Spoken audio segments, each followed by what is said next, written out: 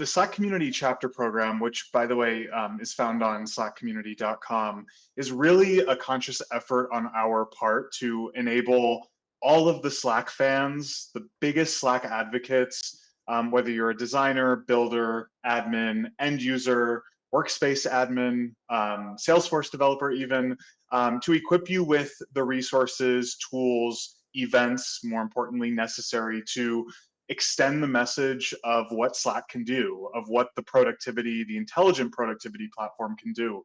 And so we all know that Slack, I would assume most of us at least know that Slack is a very feature heavy product and there's so much that you can do. What I love especially about Slack is you can hop into any workspace and it looks completely different for everyone.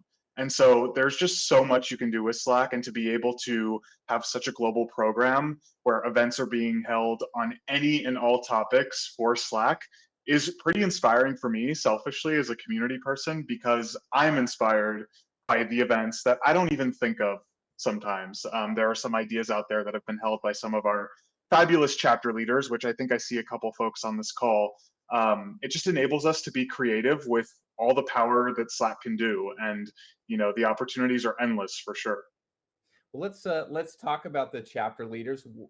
You know, what makes a great chapter leader? What do you look for when people are applying to do it? And then ultimately, how do Yeah. you support them to be successful?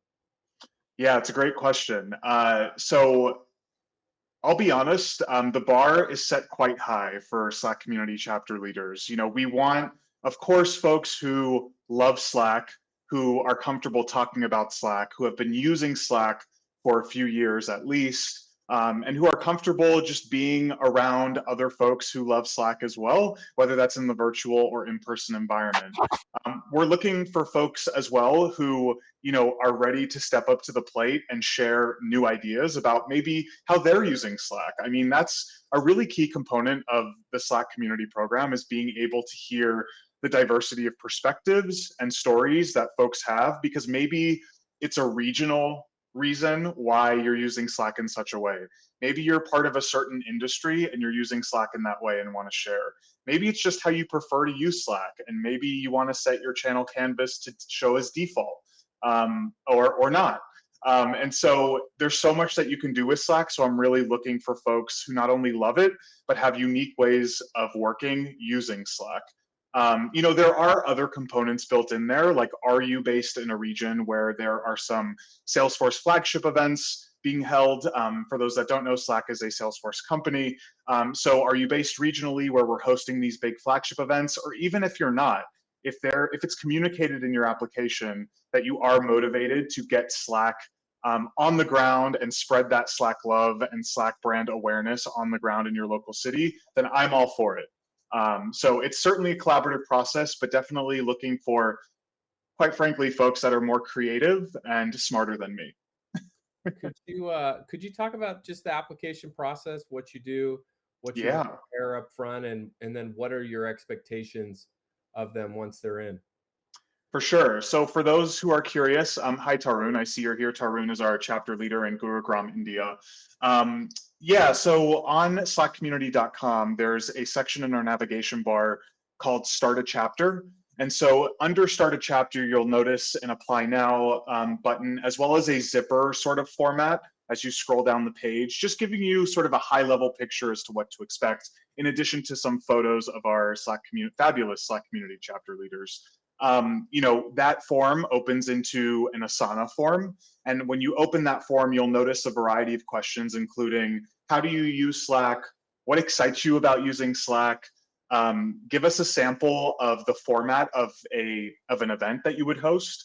Tell us about communities you have led in the past, or not. That's okay if you haven't.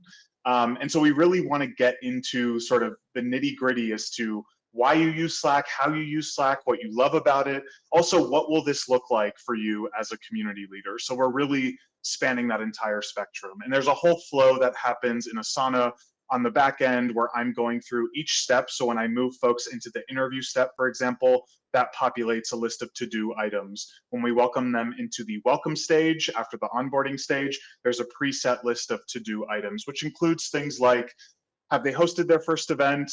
Have they been onboarded into the budgeting system, which allows them to get reimbursed for their in-person events? Have they been added to slackcommunity.com, period? Is it a new chapter? We need to add that to slackcommunity.com. So just a few different housekeeping items, and that's all automated in Asana. And fun fact, I do, of course, use the Asana integration with Slack. If you're not using it, you definitely should be. So, some of you may be thinking, why don't you use a workflow form or use Workflow Builder?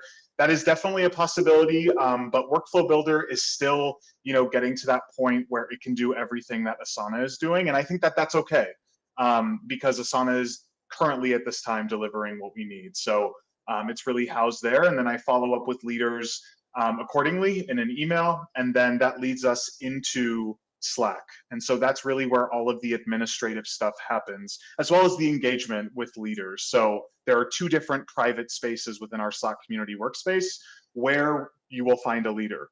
The private leadership channel with myself and the Slack community leader, more for the, the admin conversation. Hey, Jacob, I have an idea, or I'm getting a status update on my reimbursement, or what do you think about this? And then there's a channel with all of our leaders.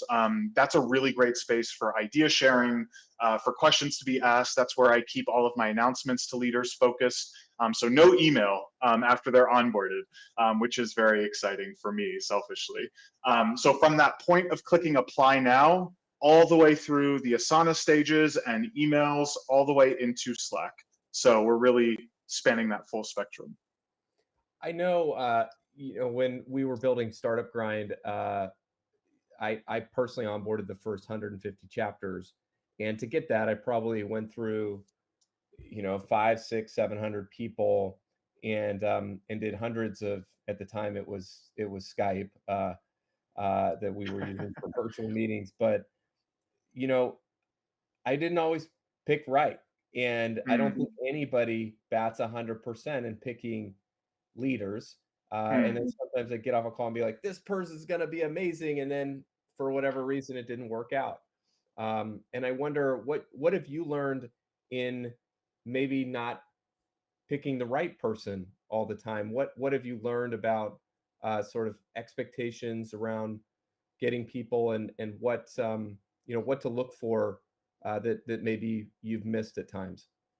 Yeah, it's a good question. And I'm glad you bring that up, because that's just how life works. It's the reality of, we're all living our own life with other and additional responsibilities.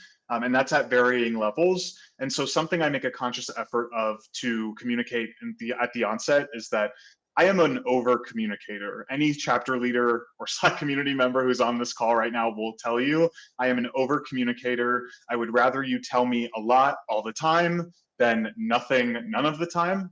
And so I really set that expectation that if something has come up, or maybe quarterly you're not unable to host an event that quarter, all I'm looking for is that communication, and that really is in support of the chapter leader ultimately, because I want to make sure they're equipped long term to have the support that they need, most importantly. But also it serves as a reminder that your life and responsibilities and family and your well-being is not less important than this chapter program, and you come first. And so and that message is really woven through sort of the Slack brand, and being this human, approachable type of experience, whether you're in the Slack community or not, whether you're just an everyday user. And so there have been moments in time where we've had to have conversations with some leaders as far as where are you at, where's your head at.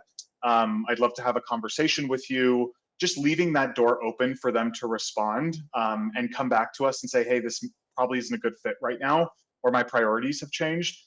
That I totally respect, and that we all respect in general. And so that to me is more important than not hearing anything, because none of us on this call can read minds. So as long as that communication is left open and clear, it's successful. And I say successful in the realm of maybe it's not a good fit at this time anymore, and that's okay. That's just part of the process. Yeah, I love how you said that, and honestly, I've had the same experience. Like in the beginning, I would take a lot of it really personally, like, why don't they, Hmm.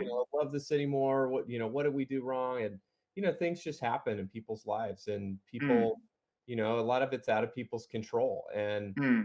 and I think as as sort of things ebb and flow, people will come back, or they'll stay in the ecosystem.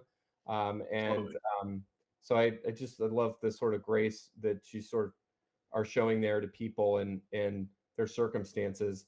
One Yeah. thing about your community that is unique to a lot is it's beautiful.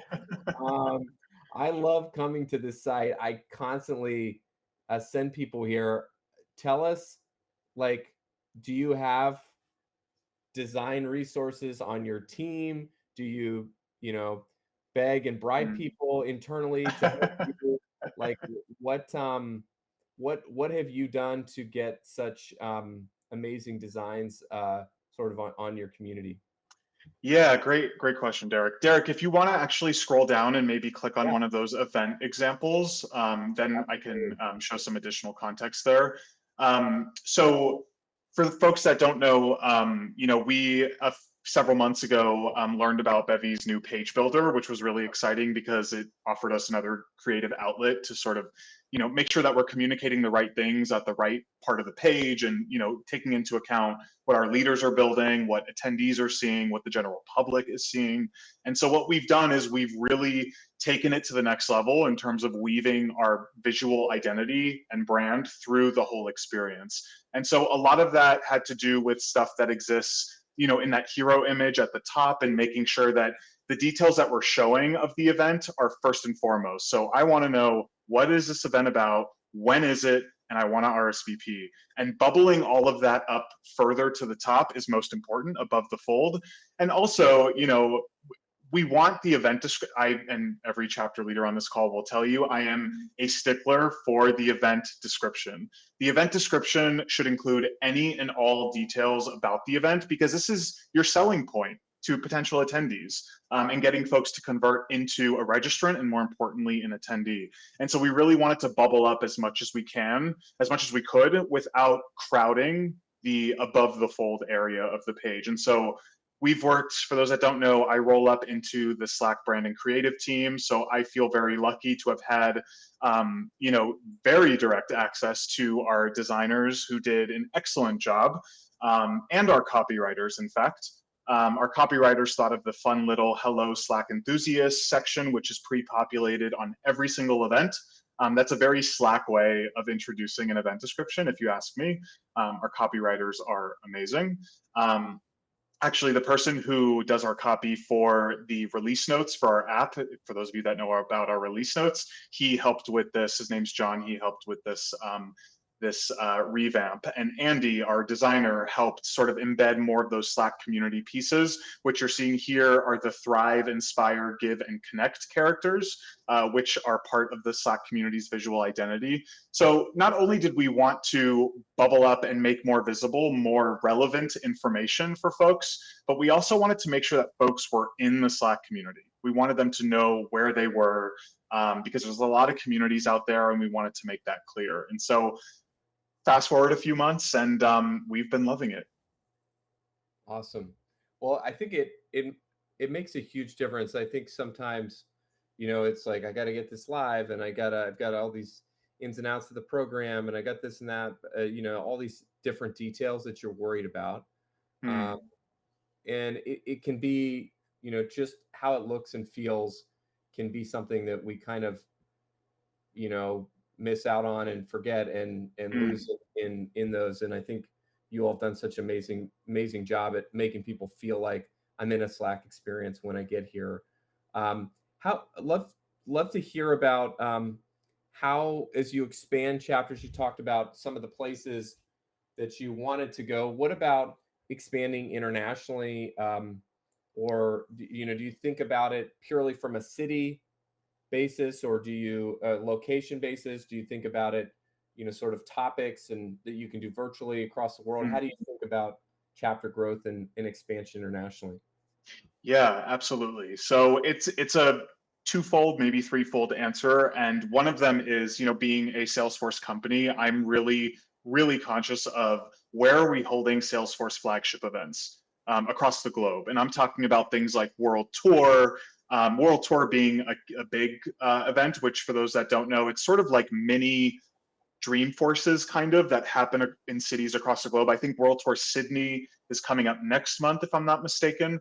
So just keeping in mind those flagship cities where we're holding those flagship events, I would love if I saw applications come in, and this is my pitch, for example, Chicago, Paris, London, and others that I would love to see folks in, because that I feel like is such an easy way to not only integrate your community into what's happening on the ground at such a flagship event, huge event with such a big footprint, but also integrating that leader and giving them that sort of, that platform to say, yes, I'm the leader. I represent Slack in this part of the country or this part of the continent even. And maybe they're hosting some ancillary events alongside that flagship event, which also builds visibility in person for that chapter. So I'm thinking about flagship events. I'm also thinking about, are you applying and your application is great, but you're in a city that maybe I've never thought of, or that Slack is not strategically focused on at that moment? That's okay too, because we want to give you that platform and opportunity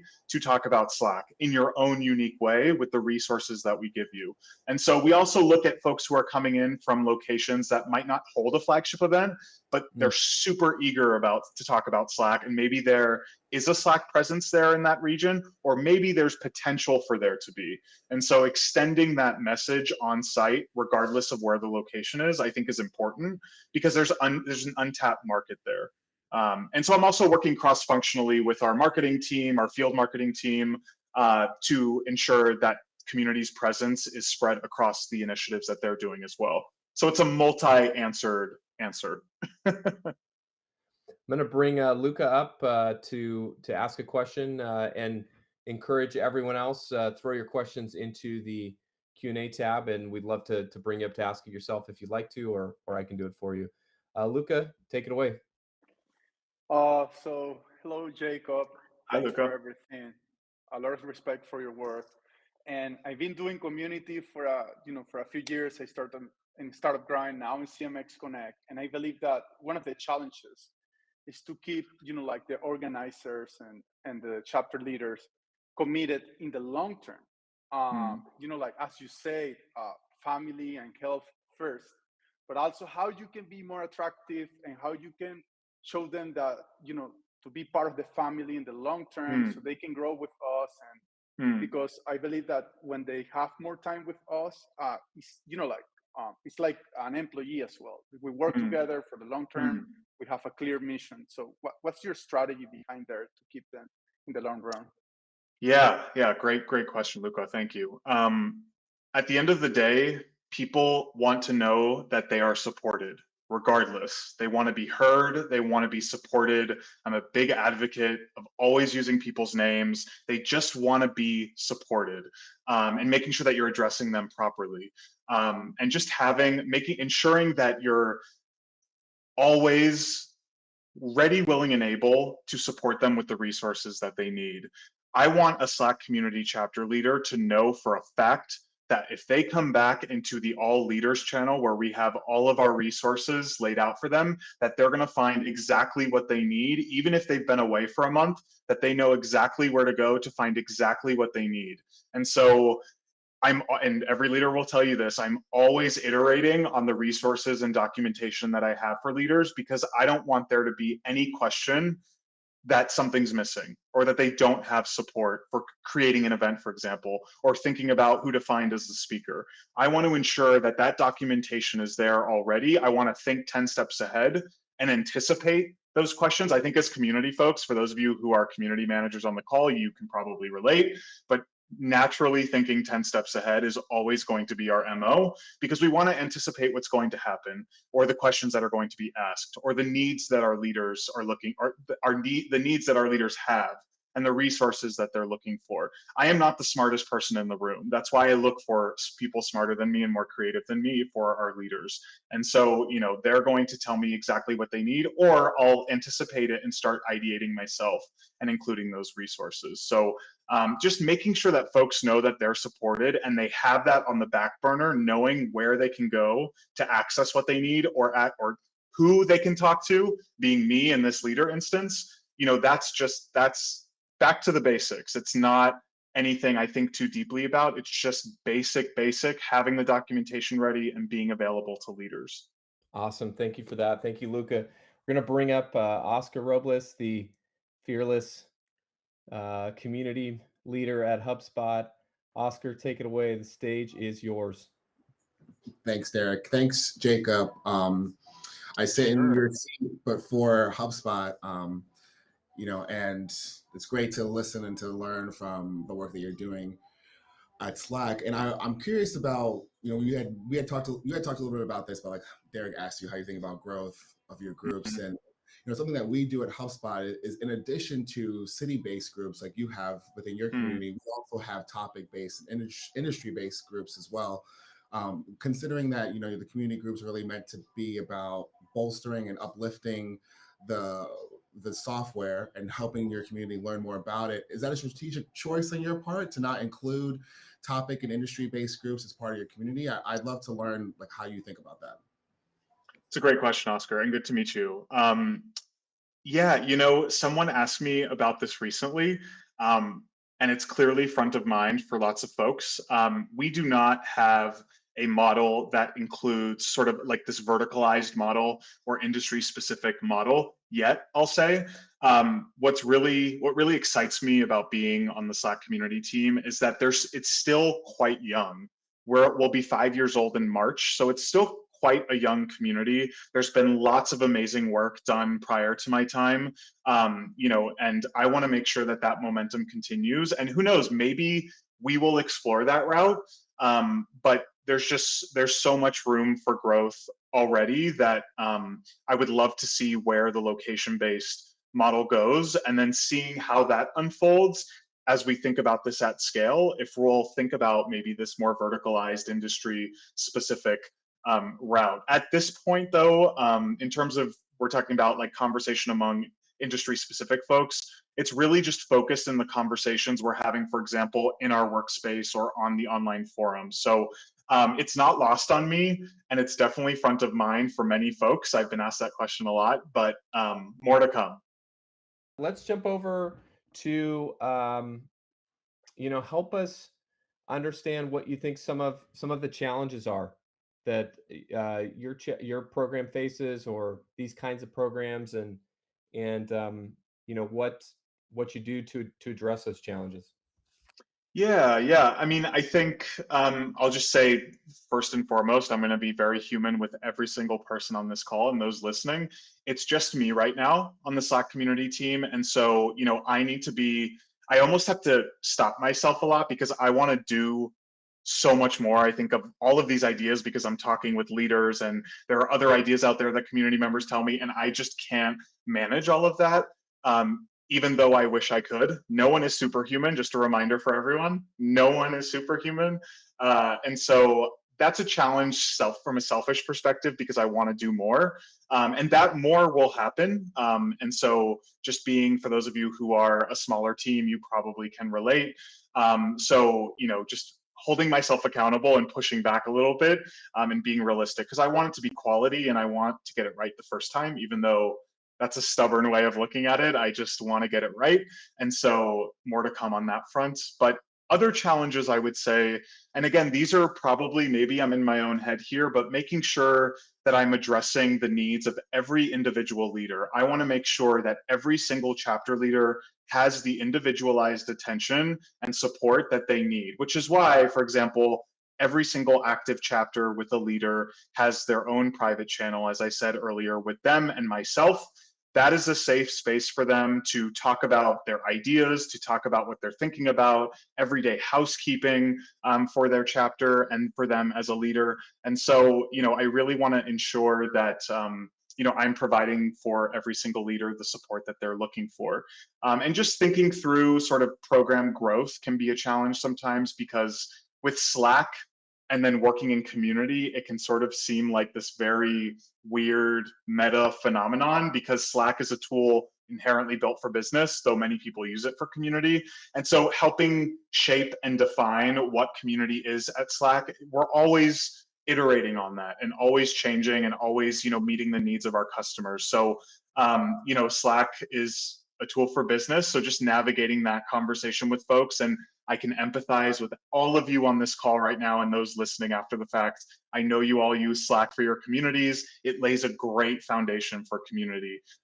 It's just not inherently a community tool. So I can empathize with you. We use it in part for our community, some of our community stuff, but yeah, that's what I would say some of our challenges are. It sounds super selfish. I just want to make sure everything's going right.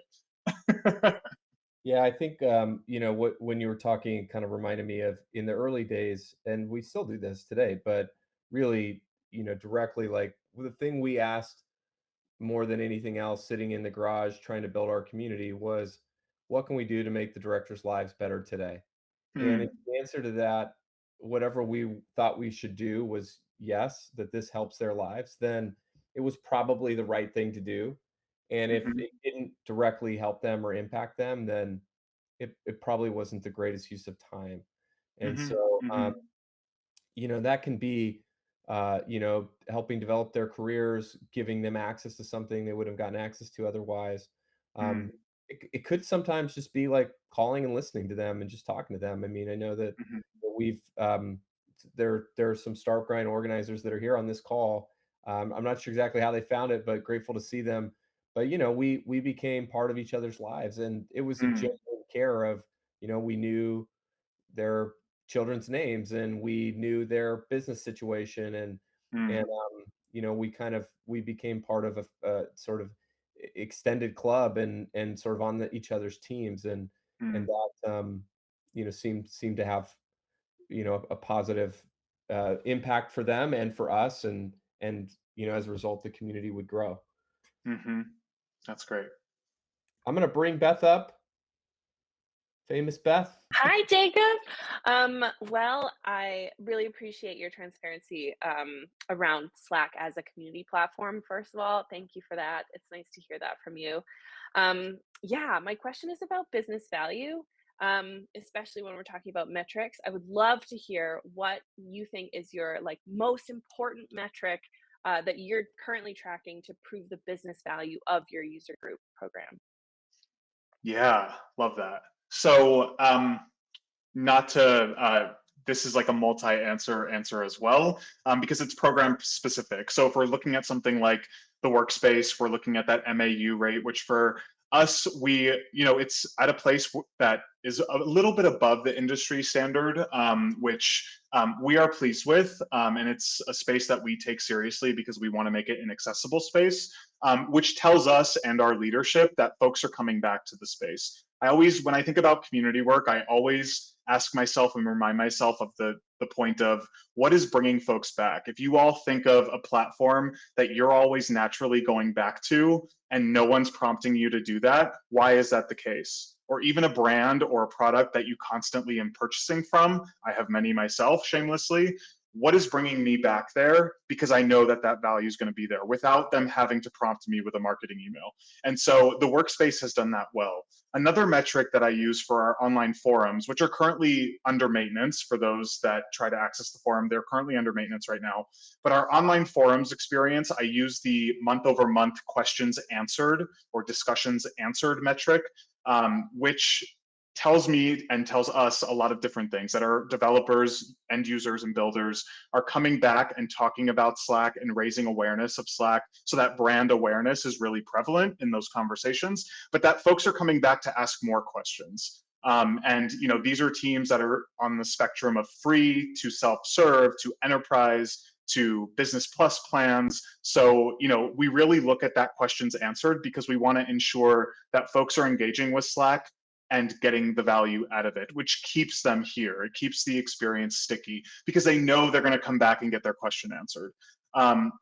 The other part of it, and this is specific to Bevy, is not only am I looking at, of course, number of chapters and number of leaders, but also not only registration, but number of attendees, because those numbers can vary significantly. And if we're looking at that industry standard of, hovering around 30% attrition, we are a bit above that, which is great.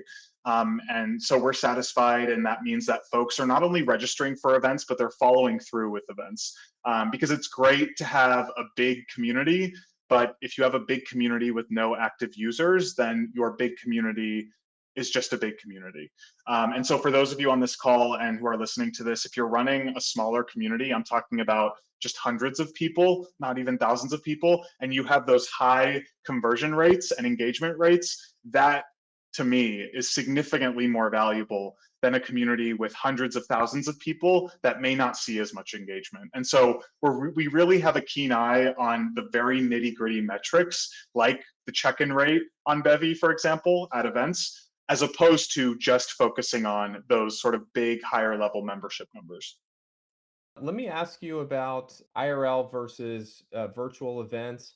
You know, what is the makeup for Slack? How do you talk about that, or how do you think about you know, do you push one or the other? Do you encourage one or the other, or how are you all thinking about it with your chapter communities?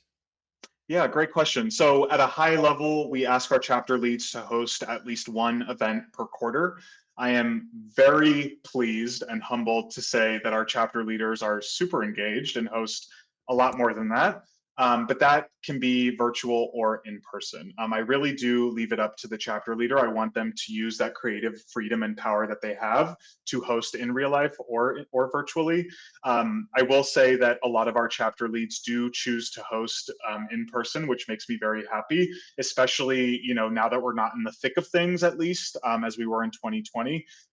You know, so that makes me very happy. Something else I'll say is that we recently added the ability for our chapter leads to rent out space at no cost in a local Salesforce tower, which is a really, really big win for us. Special thanks to the Trailblazer team for supporting me and partnering with me to make that happen. But that's a really big added value that we recently brought on with our chapter leaders, or for our chapter leaders. But I really just try to enable our chapter leaders to make that decision. I do say at the onset of their onboarding to say, hey, maybe a virtual event can help feel the waters a little bit, both for you as the leader and your attendees, and then see how things unfold. But there really is no set parameter in terms of event type. Let's bring up Kara, who has a question. Hi, Kara. Hi, thanks for this. I'm Kara, and I am the community manager at Splunk for their user group program. And I actually just started a couple months ago in November. And I was previously with Yelp for 7 years. So yeah, thanks. So my question, you know, right now we're examining engagement strategies and budget for the upcoming year. And I'm curious if you have experience with like shipping out tangibles to your leaders, and if you felt that budget and cost was worth the return on engagement. Yeah. Yeah, Kara, thank you. And Kara, you're talking about swag, is that right? Yeah, it could be, you know, anything branded or even just material to help host an event in person. Yeah, great question. So we work with a third-party vendor. If anyone's curious, they're amazing. They work with us and Salesforce more broadly.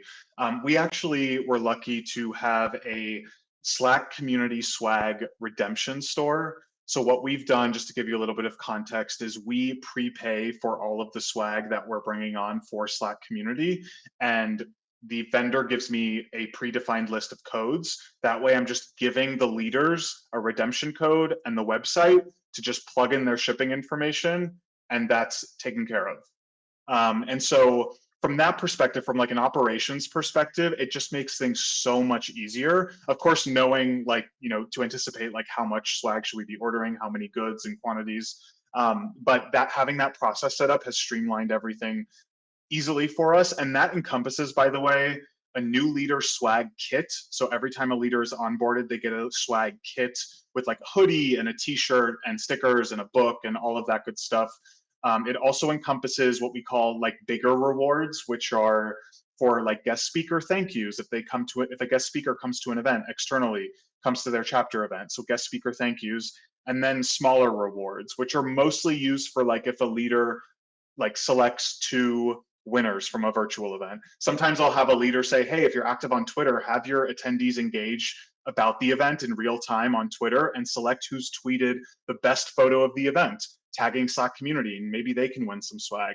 And so we also have, there's new leader, big reward, small reward, and then an event kit. swag. So 4 different categories. And the event kit they can redeem prior to their event so that they have a kit of Slack community swag for their in-person event. And we set all of that up, of course, in Slack via workflow. Our leaders request the swag via workflow, depending on the category. I receive it, I give them the code, it sends them a DM as a next step in the workflow to then redeem that swag, and it works out amazingly.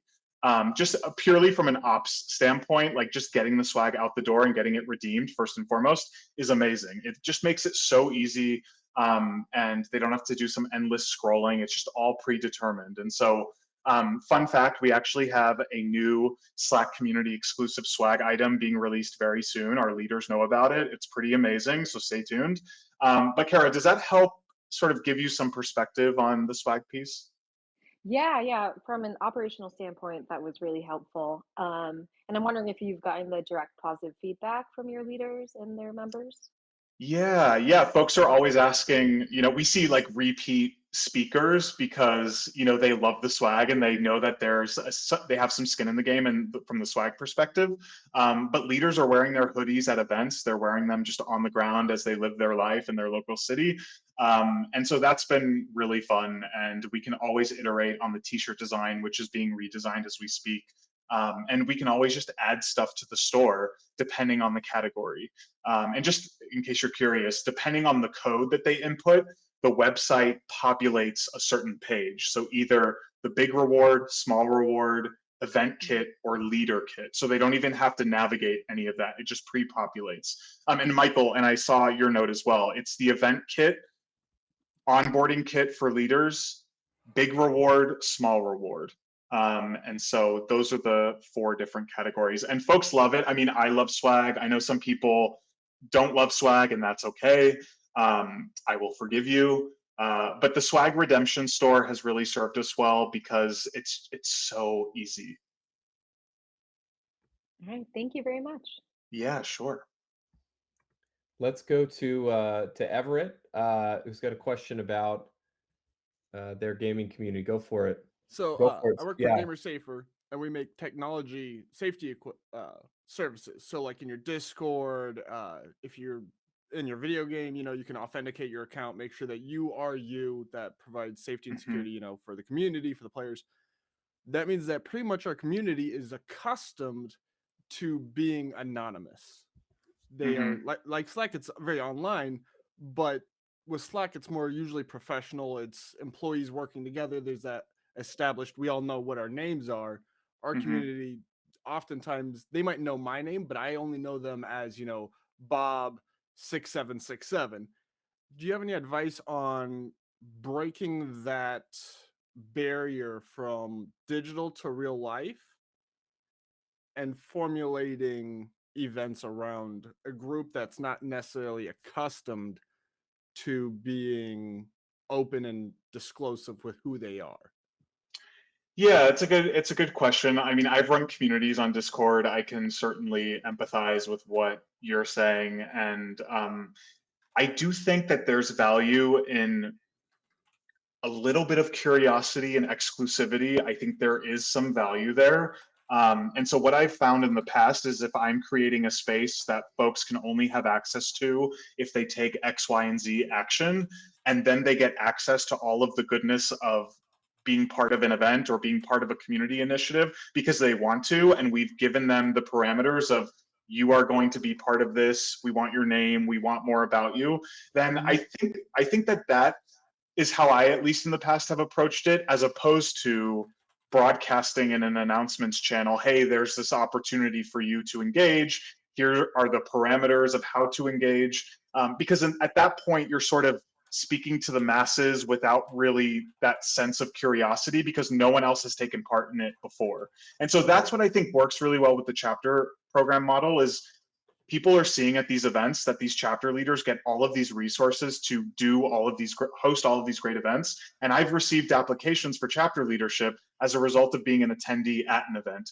So I think creating a little bit of exclusivity and not necessarily gating it, but I guess gating it, doesn't hurt anyone, I think, because you want folks who are genuinely going to be curious about the opportunity to then give them that opportunity to fill out the form, to then take part.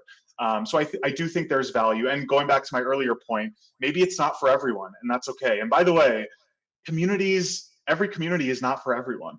And I think that's okay to be transparent in that way. Maybe this opportunity where you want people to share who they are, first name, last name, and so on, that's not for everyone. And that is perfectly okay. And so that's sort of where I stand. Thank you. Yeah.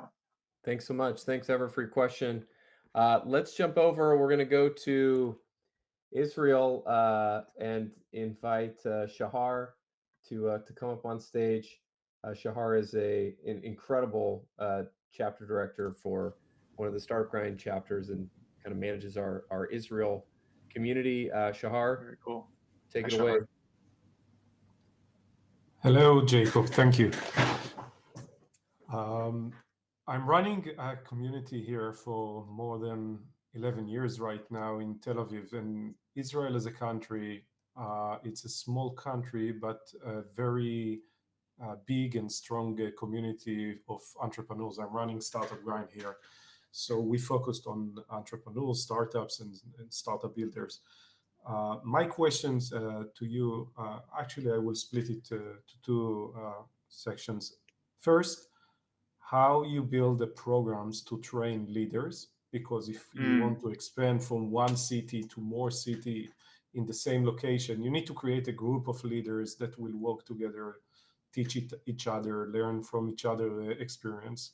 And I really want to prepare myself to expand from one big city that hosts in-person events. And we thought about several ideas, but I will definitely want to hear more from you. And secondly, how you're using the three type of events right now: the in-person, the online, when we see it more and more from the last couple of years, and the hybrid mode. So if we are bringing speaker like you right now, how we can bring more people together to listen and learn. So how your experience with hybrid mode, for example. Yeah, thank you, Shahar, for the questions. I make a very intentional effort to make sure that the Slack community leads private channel in our Slack community workspace is one of the most active, which sounds kind of silly to say because it's a private space for a very exclusive group of people, which I think is okay. And so and the leaders on this call will tell you, I am always, only for good reason, calling out and tagging leaders who have done something really great at a prior event to share that slide deck, to share the call to actions that they gave, to share the follow-up email that they sent through Bevy to their chapter. Because all of that is relevant for every single chapter, at least some component of it. Maybe not the whole slide deck, but maybe a slide.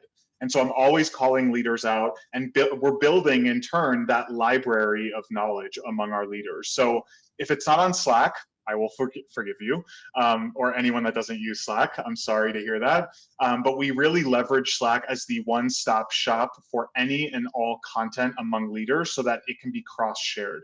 I also, by the way, love Bevy's co-host feature because we've had a few folks more recently in the APAC region co-host events. And so that not only expands visibility of the events that are happening, but it builds the audience. And it sort of builds good momentum among those chapter leaders. So leveraging the co-hosting tool has served us really well. And then, I don't see many hybrid option events come through as of yet, at least. We tend to really focus on that virtual and in-person. But that being said, leaders are tweeting alongside us. We're promoting their events as well. They are, making sure that they're sharing their events in the channel and in the public channel in the workspace. So they are bringing sort of what happened at the event at the channel level in Slack. Something else I've done, which folks can consider, we've gone back and forth on this idea, is creating member channels in Slack. And so, of course, it's done via workflow. A leader goes into the private leader channel, selects the workflow for a members channel, fills out the workflow, because again, we set that bar high. We ask them, what's your intention for building this channel? How are you going to keep it engaged? Do you agree that it will go inactive and deactivated after 30 days of inactivity? And so we really want to build some intentionality behind it, because we want to empower the leaders to engage, but also to maintain that space because they want that space for their leaders. It's a great call to action to keep your attendees engaged after your event, is to have those member channels. And so some of those have served us pretty well. I don't know if that fully addresses your question, Shachar, but it's sort of how we're thinking about things in that context in the Slack community. I learned at least 2 or 3 things now, so thank you very much. Sure, my pleasure. I'm dialing in from Toronto, Canada today, and just wanted to preface that I'm a customer marketer at an ed tech software company and CMX community manager certified. So I've gone through, all the framework and everything, but I'm at a newer place that is not necessarily as tech savvy with community, right? So we're a little bit in our crawl stage, I would call it, right? So with that preface, I'm looking to open up a private Slack channel just for our customer advisory board. It's under 15 people, it's a highly engaged group of folks. Our execs, we meet them once IRL in the year and, a couple times quarterly. And I'm just trying to use this as our starting ground, our crawl stage to say, open this up to another, engagement group of clients. But I was looking for some kind of tips or tricks on how we can be more enticing or to get them to adopt the app, because in ed tech, these are folks who are a little bit more tech savvy, but they're on Teams, they're doing that, but it's just another thing for them to download and another thing for them. And we've struggled with that in the gen pop of our clients. So I don't want it to start and go nowhere. How would you say I should make it amazing? Yeah. Well, listen, first of all, Dion, I should say, coming from working in academia, first of all, I know that many academic institutions use Teams, unfortunately. I definitely hear you on that. And also, I used to work at a ed tech startup where I was that first community hire and sort of getting things off the ground. So if you ever want to chat, I'm happy to do that. I can definitely see exactly where you're coming from and can empathize with those shoes to fill. So I get it. Going back to an earlier point I raised, I think it's healthy to hide things behind a private channel in Slack. I think that's totally okay. I think that builds community in and of itself, because there's a sense of curiosity as to what exists beyond the walls of the private channel. Also, I would even put I don't really know how to phrase it in the context of what you're working on, but your most highly sought after resource or access to an event with your executive or anything like that, something that there would really be some high value for, locked behind that workspace. I'll give you an example. In our Slack community workspace, we host a monthly AMA, Ask Me Anything event, where every month is a designated team at Slack, just simply to share how they work, give you some behind the scenes knowledge as to how teams work at Slack. Career questions are asked during those AMAs. The AMAs only exist in the Slack community workspace, and you can only submit a question via the workflow in the Slack community workspace's public channel Slack AMA. And so first and foremost, if you want to participate, if you want to even attend and just follow along, you have to be in the workspace, which means you have to create an account. If you want to submit a question, you have to do the same thing. And so really, I don't know how much folks will respond to this in a not so great way, but I like to refer to it as good friction. Having the steps in place for folks to land in a certain environment, whether it's brand new or not, or another app they have to download or not, if that value is there, it's going to happen over time. Because folks that are willing to take those steps and that get value from it are going to start talking about it outside of that space. And so that builds that sense of curiosity already. And that in turn, has not only built our membership in the workspace and the MAU in that workspace, but it's built visibility across all Slack community programs. Because when someone registers for that AMA, they're also getting a welcome email with a series of call to actions. So, we've sort of really built this user journey. That's a very marketing way to say this, but user journey, so that they ultimately land in the space that's high value, and that maybe they have to download another app for, maybe they have to download Slack, but that's just what it is. And I think that that's okay. I don't know if I'm saying a bunch of unpopular opinions, but that's where I'm at with, like, how we do things at Slack community. So Dion, what do you think about that? Well, I had originally wrote down exclusivity from your other points from Hmm. before, right? It's always exclusive content. You have to go here, but I guess it's more around instead of just the user to adopt Hmm. it internally, the Oh yeah. execs and the product teams and the ones who are their objection handling, right? Of, Yeah. oh, Yeah. will they do it? And I guess it's just you got to try.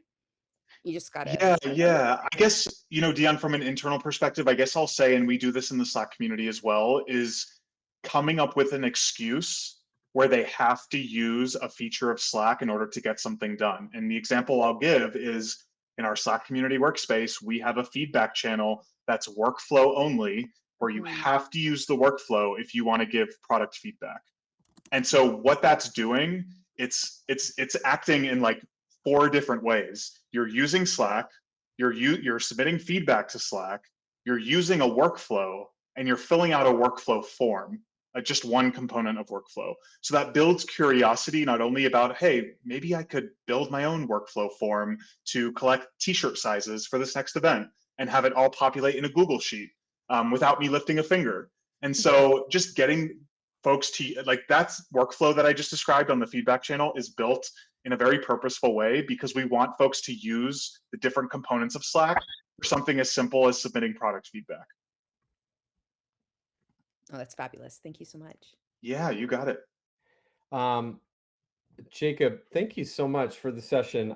There's been, and the questions that we had from the audience, I mean, this is always the case, is that we, we created this list of questions that we got through a few of them, but Sure.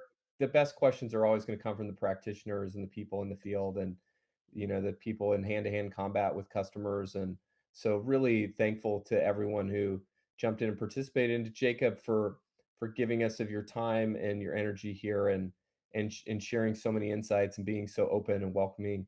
We use, I've used Slack since, I don't know, 2015 or something, or 14, whenever it came out. And then we use it for Startup Grind, our director chat. We use it obviously for CMX. Everyone hopefully here is part of that. If you're not, please join the CMX Slack. But really grateful for the tool and the impact it's had on our companies and our remote companies, and also our communities. So thank you for all you're doing. Thanks for taking time and energy to do this for us today. Super grateful, Absolutely. and I learned a lot listening. So thank you. Thank you for having me, and thanks for everyone for being here. And I guess I'll see you all in Slack. By the way, if you want to join the workspace, just create an account on slackcommunity.com, and the welcome email that follows will give you that join link. Okay, perfect.